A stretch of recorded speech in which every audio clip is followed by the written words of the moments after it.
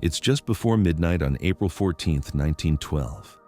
The air on the deck of the RMS Titanic is bitingly cold, a sharp, clean cold that cuts through the finest wool and silk. The sky above is a vast, star-dusted canvas of perfect black, unobscured by any city glow or industrial haze. It's an artist's sky, the kind of night where you can see the Milky Way stretching across the heavens like a river of light. On the enclosed promenade deck, a man stands, not in a heavy overcoat, but in the crisp dinner suit he wore just hours before. He is Colonel John Jacob Astor IV, and at 47 years old, he's a titan of the Gilded Age, a living monument to a fortune so vast it shaped the very island of Manhattan.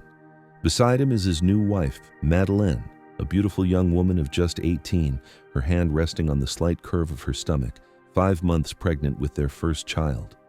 They are returning to America after a long, self-imposed exile, a tour of Europe and Egypt designed to escape the very scandal their presence together created. But calling John Jacob Astor IV just a rich man is like calling the Titanic just a boat. It's a staggering, almost insulting understatement. This man was, without exaggeration, one of the wealthiest people on the planet. When he died, his net worth was estimated at $87 million. Let that sink in for a moment. In an era before income tax, before the modern regulatory state, that's the equivalent of nearly $3 billion today. To put that in perspective, the entire federal budget of the United States in 1912 was just over $700 million. Astor's personal fortune was more than a tenth of that. He could have funded a small country. He could have built his own navy. He wasn't just in the 1%, he was the 0.01%. The Astor family was so powerful, so deeply embedded in the fabric of New York City, they were known simply as the city's landlords. If you lived in Manhattan, there was a good chance you were living on Astor land, in an Astor building, paying rent to the Astor estate. But this wasn't just inherited, passive wealth for Jack. While his contemporaries were consolidating railroads and steel empires, Jack Astor was a restless, curious, almost eccentric mind. He held patents for a surprising number of inventions: a bicycle brake in 1898, a vibratory disintegrator used to produce gas from peat moss, and even a pneumatic road improver.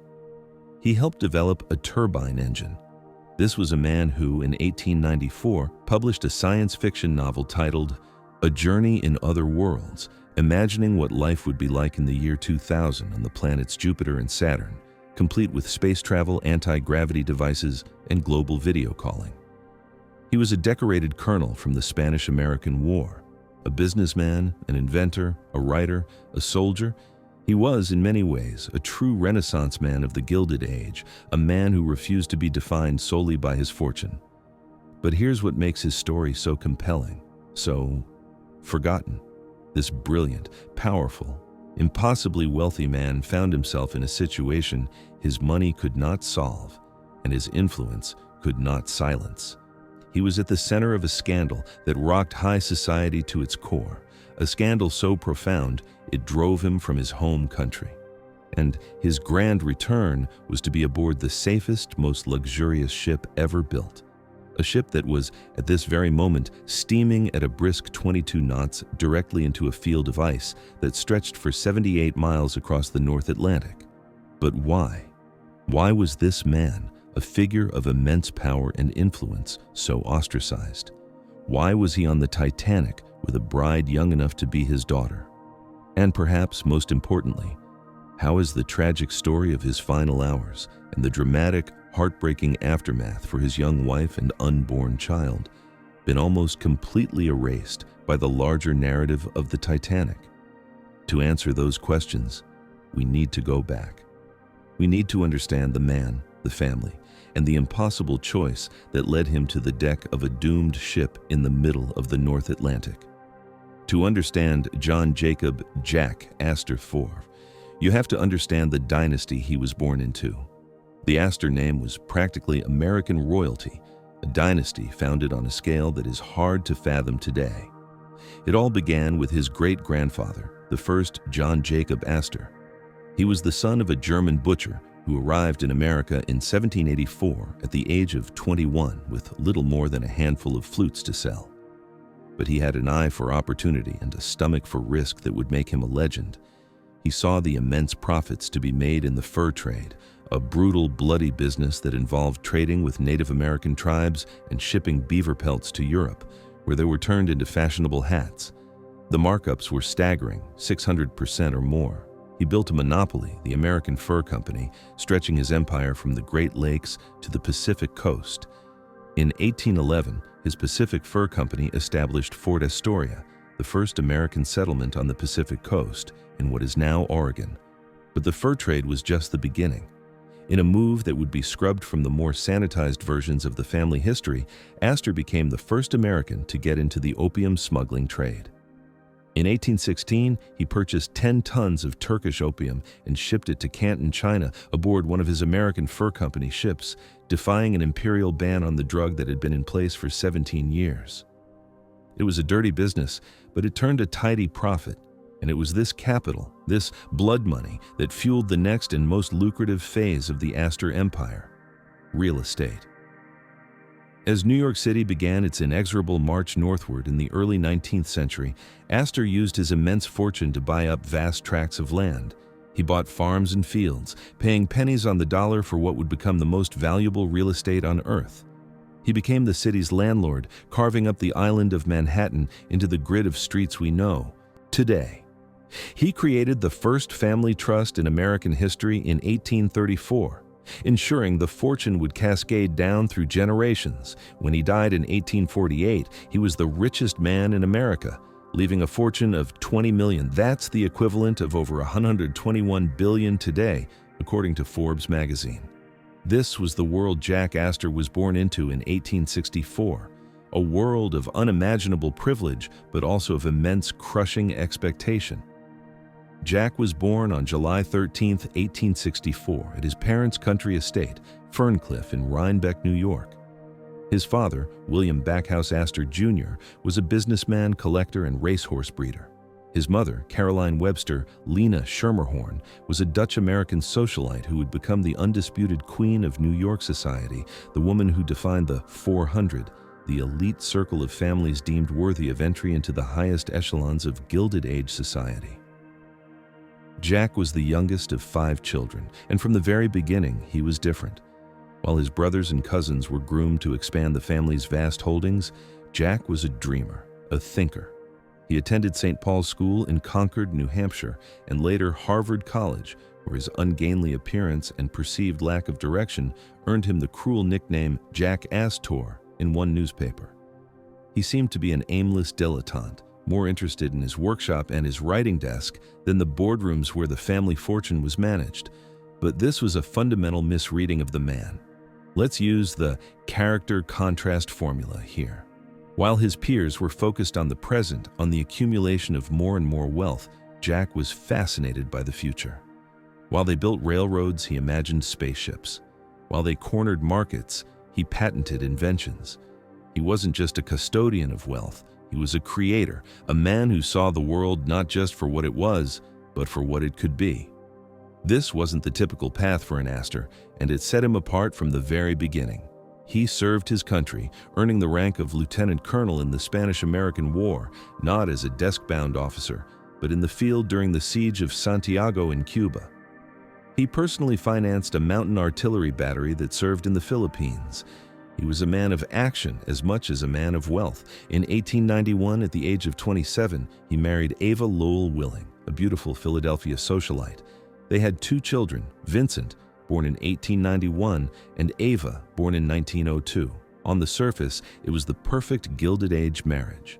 He managed his family's hotels, including the magnificent Waldorf Astoria, a testament to the family's power and prestige. He lived a life of almost unimaginable luxury. But beneath the surface, the marriage was crumbling, and it was the dissolution of this marriage that would set in motion the greatest challenge of his life, a challenge that had nothing to do with business or war, but with the rigid, unforgiving rules of high society, and with love. In November 1909, after years of unhappiness, Jack and Ava divorced. The divorce was granted quietly in just 55 seconds, but the news spread like wildfire. In the world of the 400, the elite circle of New York society ruled by Jack's own mother, the formidable Caroline Astor. Divorce was a cardinal sin. It was a public admission of failure, a stain on the family name. The scandal was immense, but it was nothing compared to what was coming next. Because less than 2 years later, in September 1911, the 47-year-old colonel announced his engagement to a beautiful, vibrant young woman named Madeleine Talmadge Force. She was just 18 years old, the age of his son's fiancée. In fact, his own son, Vincent, was a year older than his new stepmother-to-be. The scandal wasn't just a whisper, it was a roar, and it would change the course of their lives forever, sending them fleeing across an ocean and ultimately into the path of an iceberg. Picture the world of 1911. It's a world of strict moral codes where the lines of propriety are drawn in indelible ink.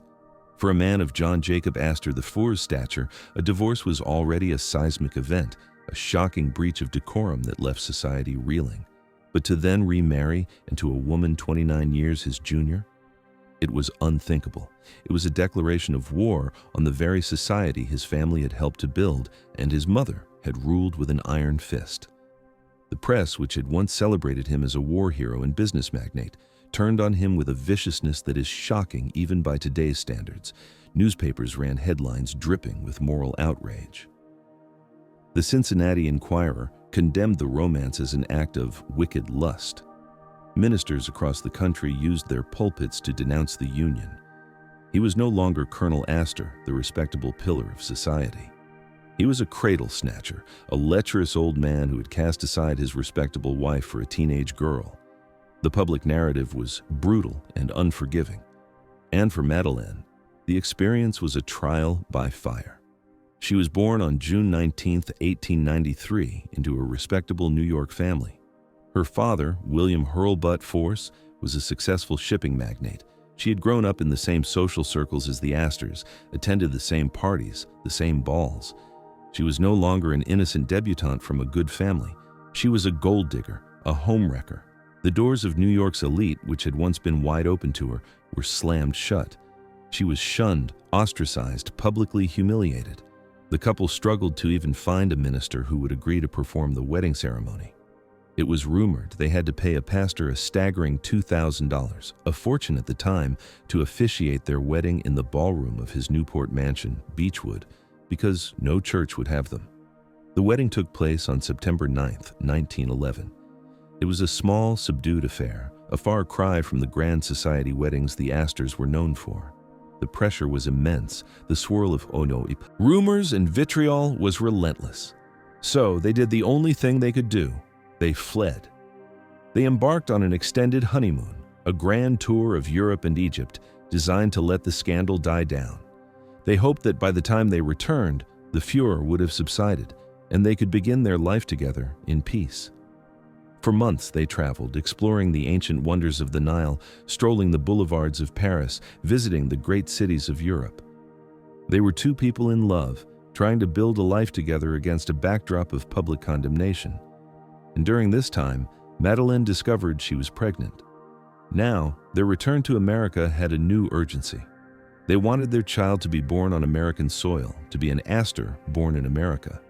In early 1912, they began to make their plans. They needed to book passage across the Atlantic. And what better way to make their grand re-entrance into American society than aboard the newest, most magnificent ship the world had ever seen? A ship that was being hailed as a floating palace, a marvel of modern engineering, the epitome of luxury and, above all, safety. A ship so large, so advanced, it was being called, with no sense of irony, unsinkable. They booked a first-class parlor suite on sea deck. It was one of the most opulent on the ship, costing a staggering $4,350 for the passage, the equivalent of over $120,000 today. Their entourage included a manservant for the colonel, a maid and a private nurse for Madeleine, and even her beloved Airedale Terrier, Kitty. This voyage was meant to be more than just a trip home. It was a statement, a triumphant return. They were the Astors, after all. They were sailing on the greatest ship in the world. What could possibly go wrong? But the real challenge wasn't behind them. The real challenge was still ahead, waiting for them in the icy darkness. Let's use the immersive tour formula. Imagine you're stepping aboard the RMS Titanic in Cherbourg, France on April 10, 1912. The sheer scale of it is breathtaking. It's not just a ship, it's a city at sea, nearly 900 feet long and weighing 46,000 tons. From the dock, you crane your neck to see the top of its 4 massive funnels, each one large enough to drive 2 trains through side by side. For John Jacob Astor and his young pregnant wife, this was their floating sanctuary, a world away from the scandal and the prying eyes of the press. You follow a steward down the grand staircase, its glass dome filtering the afternoon light, casting patterns on the carved oak panels. You walk across plush carpets, past walls of polished oak and bronze cherubs. You arrive at their suite, C62 and C64. It's not a cabin, it's an apartment. It features multiple bedrooms, a private sitting room, a marble-faced fireplace, for show of course, and its own enclosed promenade deck. It was a cocoon of wealth and privilege, a statement that even in exile, the Astors lived on a different plane of existence. The first few days of the voyage were idyllic. They passed the time as one would expect of the wealthiest couple on board. They strolled the decks, took their meals in the magnificent first-class dining saloon, a room that stretched the full width of the ship and could seat 500 people. The meals were elaborate multi-course affairs: oysters, consommé, poached salmon, filet mignon, lamb with mint sauce, roast duckling, and elaborate desserts. They relaxed in the ship's gymnasium, where John, ever the tinkerer, was reportedly fascinated by the electric horse and camel, the rowing machines, and the mechanical bicycles. Madeleine, still feeling the effects of morning sickness, spent much of her time resting in their suite, attended by her private nurse. They were surrounded by a who's who of the Gilded Age: Benjamin Guggenheim, the mining magnate; Isidore and Ida Strauss, the owners of Macy's department store; Margaret Molly Brown, the famously outspoken Denver socialite. It was a world of unimaginable opulence, a floating bubble of security and confidence. The ship itself seemed to radiate a sense of permanence, of invincibility. The hum of its massive engines, powered by 29 boilers and 159 coal-burning furnaces, was a constant, reassuring reminder of the power and progress of the modern age. But as the Titanic steamed westward, the world outside their gilded cage was changing. The wireless room, the ship's electronic nerve center, was crackling with messages from other ships. Warnings. Here's the hidden truth of the Titanic story that is so often overlooked. It wasn't one warning, it wasn't two. Captain Edward J. Smith, the respected veteran commander of the White Star Line, received at least 6 of these warnings on April 14th alone. Reports of sea ice, of growlers and large icebergs drifting directly into the shipping lanes. But the ship's speed was not significantly reduced. The belief in the ship's design, in the strength of its 16 watertight compartments, was absolute. That evening, Sunday, April 14th, the Astors enjoyed a lavish multi-course dinner. The air was festive. The ship was making excellent time. Later, as they relaxed in their suite, John might have felt a sense of satisfaction. Their plan had worked. They had weathered the storm of public opinion. Soon, they would be back in New York, a new baby on the way, ready to reclaim their place in society. The future must have seemed as bright and limitless as the star-filled sky outside their window. And then, at 11:40 p.m., it happened. A slight, almost imperceptible shudder ran through the massive vessel, a grinding, scraping noise from deep within the ship's hull, a sound like a giant tearing a piece of calico. It was not a violent crash, not the dramatic collision one might imagine. Many passengers slept right through it, but for those who were awake, it was a moment of profound confusion. What was that? John Astor left their suite to investigate. He went to the bridge and spoke with Captain Smith. When he returned, his demeanor was calm, reassuring. He told Madeleine that the ship had struck an iceberg, but that the damage was minimal. There was, he said, no cause for alarm. He was so confident, in fact, that he famously quipped, "We are safer here than in that little lifeboat." That initial sense of calm did not last. The ship's gentle forward momentum had stopped. An unnatural stillness fell over the Titanic, broken only by the deafening roar of steam being vented from the funnels, a sound that could be heard for miles. The engines, the very heartbeat of the great liner, had fallen silent. Slowly, a sense of deep unease began to creep through the first-class corridors. Stewards began knocking on doors, politely instructing passengers to put on their lifebelts and make their way to the boat deck. Even then, the reality of the situation was slow to sink in. The ship seemed perfectly sound. The lights were still blazing. The band famously had assembled and was playing cheerful ragtime tunes in the lounge, a surreal soundtrack to the unfolding disaster. The idea of abandoning this magnificent 46,000-ton palace for a small, open boat in the middle of the freezing Atlantic seemed absurd, almost comical. Many passengers, including the Astors, initially treated it as a strange interruption to their voyage. They wandered into the gymnasium, where John playfully cut open a spare lifebelt with a penknife to show Madeleine the cork inside. But the ship was beginning to list. A subtle but undeniable tilt to starboard. The deck, once perfectly level, was now on a slight incline. The crisis was no longer an abstract concept. It was real, and it was happening now. The call came. Women and children to the lifeboats. The crew began the chaotic, poorly organized process of evacuation. There were only 20 lifeboats, enough for just over half the 200 people on board, a fatal miscalculation based on outdated regulations and an unshakable faith in the ship's supposed invincibility. Around 1:45 a.m., nearly 2 hours after the collision, the situation on the boat deck was becoming desperate. The ship's bow was noticeably lower in the water. The angle of the deck was growing steeper with every passing minute. It was here, at lifeboat number 4, that the final act of the Astor's life together would play out. John helped his young, pregnant wife through one of the enclosed promenade windows and into the boat. He then turned to Second Officer Charles Littler, the man in charge of loading the boat. According to eyewitness testimony from another passenger, Colonel Archibald Gracie, Astor asked if he might be allowed to join his wife. He pointed out her delicate condition. He wanted to protect her. But Lightoller, a man strictly adhering to the maritime rule of women and children first, refused. "Oh, no, sir," he said. "No man is allowed on this boat or any of the boats until the ladies are off."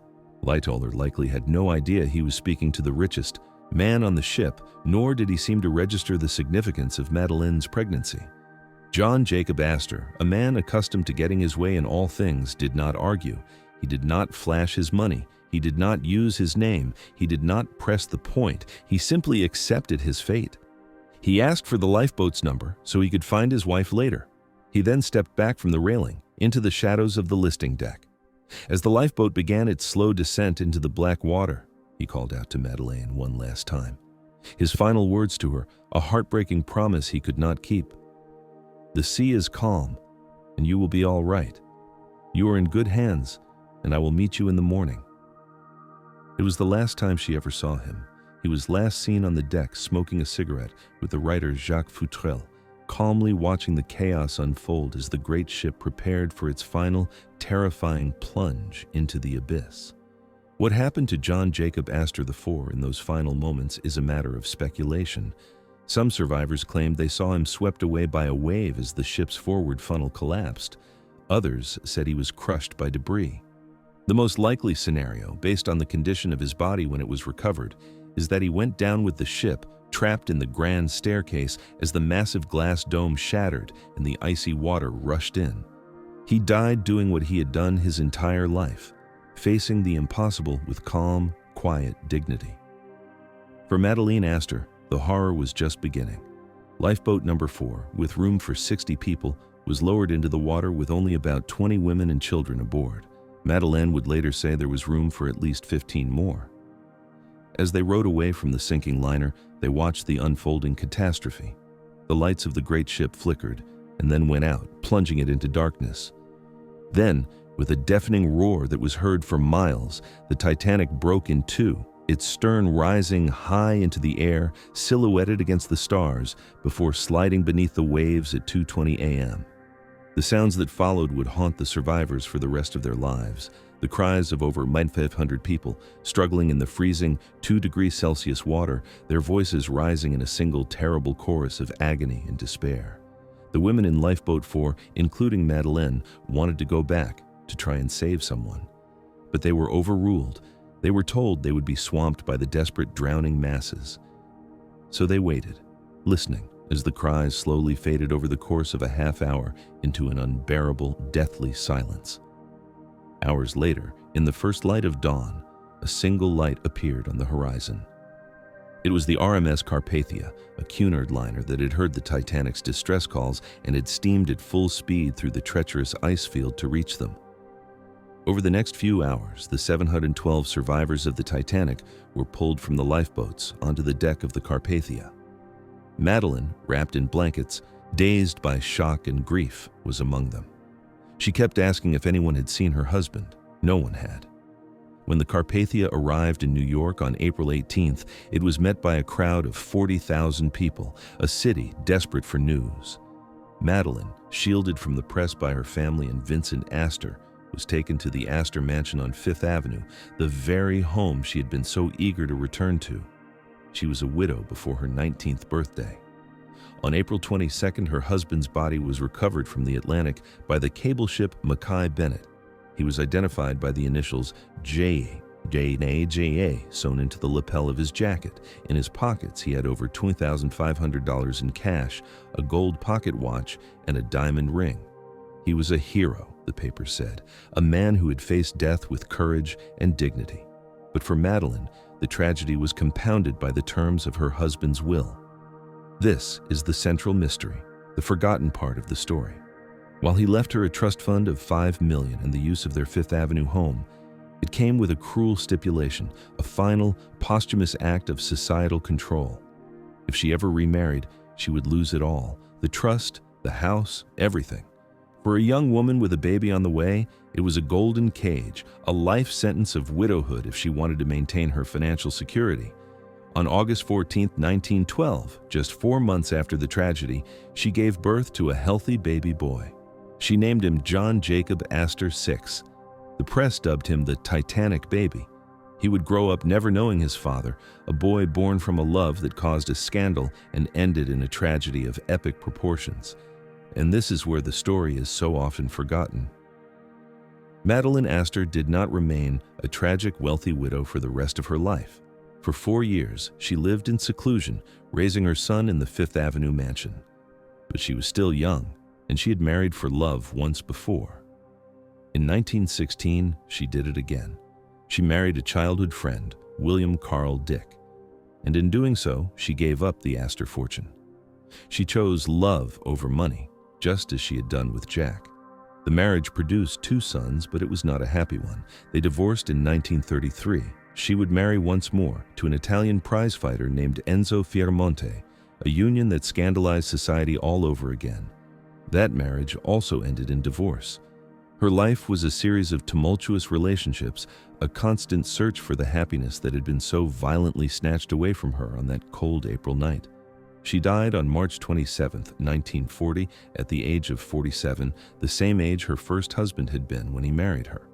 The official cause of death was heart disease, but rumors swirled that it was an overdose of prescription drugs. Even in death, she could not escape the shadow of the scandal and the tragedy. The story of John Jacob and Madeleine Astor is not just a footnote in the Titanic disaster. It's a powerful, human drama about love, loss in the rigid confines of society. It's the story of a man who had everything, wealth, power, influence, but who gave it all up for love, only to have that love cut short by a twist of fate. And it's the story of a young woman who survived an unimaginable tragedy, only to find that her life would forever be defined by the man she lost and the fortune she gave away. But there's one more piece to this forgotten story. The Titanic baby, John Jacob Astor VI, grew up in the shadow of his father's death. He inherited a $3 million trust fund, but he also inherited a legacy of tragedy.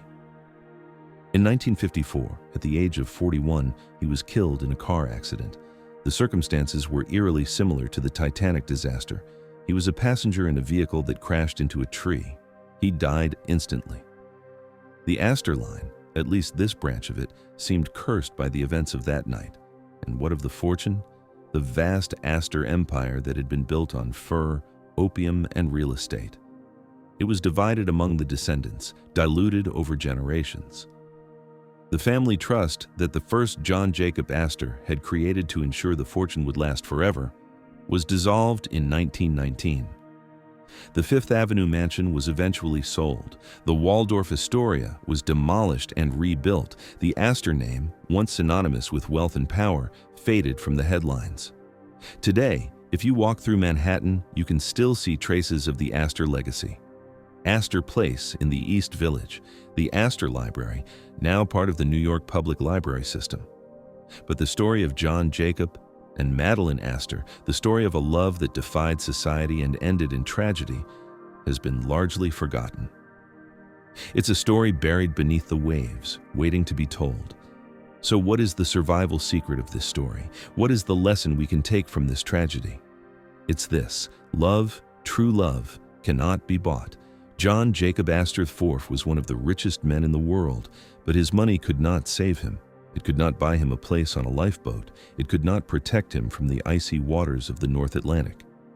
And for Madeleine, the fortune she inherited could not bring back the man she loved. It could not erase the trauma of that night. It could not give her the happiness she so desperately sought. The story of the Astors is a reminder that wealth and privilege are no shield against tragedy, that the rigid rules of society can be as cruel as any iceberg, and that sometimes the most courageous thing you can do is to choose love, even when the world tells you it's wrong, even when it costs you everything. John Jacob Astor IV died a hero, but he lived as a man who dared to defy convention. Madeleine Astor survived the Titanic, but she spent the rest of her life trying to escape its shadow. Their story is not just a tragedy, it's a testament to the power of love and the price we sometimes pay for it. But there's another layer to this story that makes it even more poignant, even more forgotten. The Astor family's response to the tragedy reveals the deep divisions that the scandal had created. Vincent Astor, John Jacob's son from his first marriage, was just 20 years old when his father died. He inherited the bulk of the Astor fortune, becoming one of the richest young men in America overnight. But his relationship with his stepmother, Madeleine, was complicated at best. Vincent was a year older than Madeleine. Think about that for a moment. His father had married a woman younger than his own son. The awkwardness, the embarrassment, the social humiliation he must have felt was immense. And yet, when the news of the Titanic disaster reached New York, Vincent immediately took charge. He traveled to Halifax, Nova Scotia, to identify his father's body and bring it home. He made all the funeral arrangements. He dealt with the press. He was, in that moment, the man his father had raised him to be. But his relationship with Madeleine remained strained. When she remarried in 1916 and gave up her claim to the Astor fortune, there was reportedly a sense of relief in the family. The scandal could finally be put to rest. The Astor name could be restored to its former glory. But at what cost? Madeleine had lost everything. Her husband, her home, her fortune, all because she had dared to fall in love with a man society deemed inappropriate. And what of the other passengers on the Titanic? The story of the Astors is just one of 1,500 tragedies that night. Isidore and Ida Strauss, the elderly couple who owned Macy's, died together. Ida refused to leave her husband's side, even when offered a place on a lifeboat. "Where you go, I go," she told him. They were last seen sitting together on deck chairs, holding hands, as the ship went down. Benjamin Guggenheim changed into his finest evening wear and famously declared, "We've dressed up in our best and are prepared to go down like gentlemen. But here's the contrast. While these stories of heroism and sacrifice have been celebrated, the story of John Jacob and Madeleine Astor has been largely forgotten, or worse, dismissed. Why? Perhaps because their love was controversial, perhaps because the scandal overshadowed the tragedy, perhaps because society, even in death, could not forgive them for defying its rules. The Titanic disaster changed the world in profound ways. It led to new maritime safety regulations, including requirements for enough lifeboats for all passengers and crew. It led to the creation of the International Ice Patrol, which monitors iceberg danger in the North Atlantic. It led to new protocols for distress signals and radio communications. But it also revealed the deep class divisions of the era. First-class passengers had a 60% survival rate, second-class passengers had a 42% survival rate, third-class passengers had just a 25% survival rate. The Astors, despite their wealth and privilege, were not immune to this tragedy. Money could buy them the finest suite on the ship, but it could not buy John Jacob a place on a lifeboat. And for Madeleine, her survival came with a lifetime of trauma and loss. She would later say that she spent the rest of her life trying to forget that night, but it was impossible. The sound of the cries, the sight of the ship breaking apart, the feeling of helplessness as she watched her husband disappear into the darkness. These memories haunted her until the day she died. There's a photograph of Madeleine taken just days after the disaster. She's standing on the deck of the Carpathia, wrapped in a borrowed coat, her face pale and drawn. Her eyes are hollow, distant. She looks like a ghost, and in many ways she was. The vibrant, beautiful young woman who had boarded the Titanic was gone, replaced by a widow who would spend the rest of her life in the shadow of that night. The Titanic baby, John Jacob Astor 6, grew up hearing stories about the father he never knew. He was told that his father was a hero, a man who had faced death with courage. But he also grew up knowing that his very existence was the result of a scandal, that his parents' love had been condemned by society. It's a heavy burden for a child to carry. And perhaps it's no coincidence that his life, too, ended in tragedy. In 1954, at the age of 41, John Jacob Astor 6 was killed in a car accident in Miami Beach. He was a passenger in a vehicle that swerved to avoid another car and crashed into a tree. He died instantly. His death was eerily similar to the Titanic disaster, a sudden, violent end, a life cut short by circumstances beyond his control. The Titanic baby, the symbol of hope and survival, was gone. And with his death, the direct line of the Astor dynasty that had been at the center of this tragedy came to an end. The fortune was divided among distant relatives. The Fifth Avenue mansion was sold. The Waldorf Astoria, the grand hotel that had been a symbol of Astor power, was demolished in 1929 to make way for the Empire State Building. The Astor name, once synonymous with wealth and power, faded from the headlines. But the story, the forgotten story, remains. It's a story that challenges our assumptions about wealth and privilege, about love and loss, about the rigid rules of society and the price we pay for defying them. It's a story that reminds us that behind every statistic, every headline, every historical event, there are human beings with hopes and dreams and heartbreaks. John Jacob Astor IV was not just a rich man who died on the Titanic. He was a man who dared to love, who dared to defy convention, who dared to imagine a future that was different from the past. And Madeleine Astor was not just a young widow who survived the Titanic. She was a woman who chose love over money, who endured public condemnation, who survived an unimaginable tragedy, and who spent the rest of her life searching for the happiness that had been so cruelly taken from her. Their story is a reminder that the Titanic disaster was not just about a ship hitting an iceberg. It was about the collision of old world values and new world dreams. It was about the rigid class system of the Gilded Age and the individuals who dared to challenge it. It was about love and loss, hope and despair, life and death. And it's a story that deserves to be remembered, not forgotten. Because in the end, the greatest tragedy of the Titanic is not just the 1,500 lives that were lost that night. It's the stories that have been forgotten, the voices that have been silenced, the human dramas that have been overshadowed by the larger narrative. The story of John Jacob and Madeleine Astor is one of those forgotten stories. But it's a story that speaks to something universal, something timeless. It's a story about the power of love to transcend social barriers and the cruelty of a society that punishes those who dare to love differently. It's a story about the fragility of life and the strength it takes to survive when everything you love is taken from you. So the next time you hear about the Titanic, remember this story. Remember the man who had everything but chose love. Remember the young woman who survived but lost everything. Remember the baby who was born from tragedy and died in tragedy. Remember that behind the statistics and the headlines, there are human stories waiting to be told. The Titanic sank on April 15, 1912, taking with it 1,500 souls.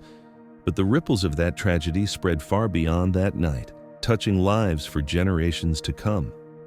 The story of the Astor family is just one of those ripples. but it's a powerful reminder that every life lost, every life changed, every life marked by that disaster deserves to be remembered. This is the forgotten story of the Astor family's Titanic tragedy. A story of love and scandal, wealth and loss, survival and heartbreak. A story that has been buried beneath the waves for over a century, but one that still has the power to move us, to challenge us, to remind us of our shared humanity.